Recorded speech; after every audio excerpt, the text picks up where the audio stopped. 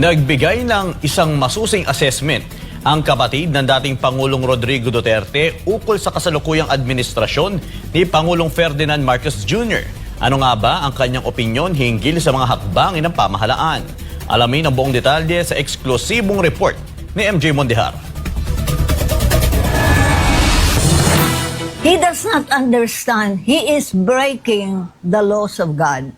Iyan ang diretsahang sagot ni Miss Eleanor Duterte, ang panganay na kapatid ni dating Pangulo Rodrigo Duterte, sa kung anong assessment nito sa kasalukuyang pamamahala ni Pangulong Marcos Jr. Sa eksklusibong panayam ng SMNI sa 83 anyos na ate ng dating Pangulong Digong, tinabi nito na may kalayaan ng kasalukuyang Pangulo na magdesisyon para sa ikabubuti ng Pilipino. Ngunit sa halip na ikabuti, tila nakasama pa raw ang ginawa ni Marcos Jr. sa dating Pangulo na pinakulong nito sa International Criminal Court. Hakbang raw na walang gabay mula sa itaas. One of the things that's in the scriptures, the Bible, says that, what doth that profit a man if he gains the whole world, suffer the loss of his soul?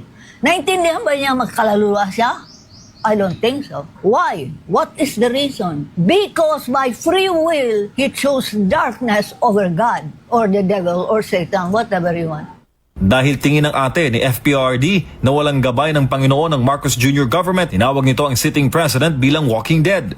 Some of us are what is called by the Americans the walking dead.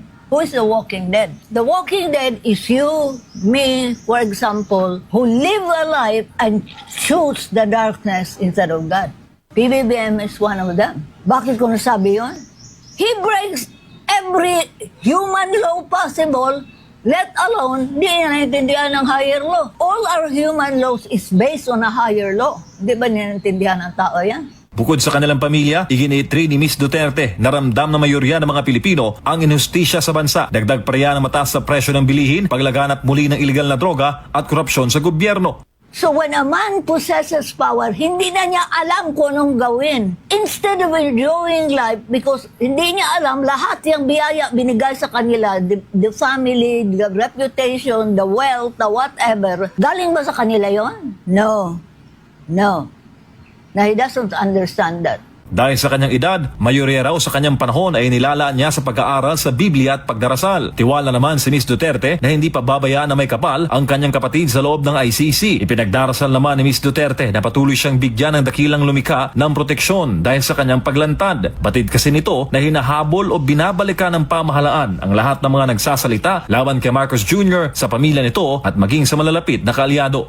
Therefore, what will happen to him, I don't know. God is the ultimate judge. Kung masabi ng mga tao, karma na yan. Karma is not a punishment na pinarusahan ka dahil ginawa mo yan. Just like human law. Karma is just the fulfillment of the law. Karma actually is, in universal law, it's called, or in the Bible, what you sow, you shall reap. Para sa Diyos at sa Pilipinas kung mahal, MJ Mondihar, SMNI News.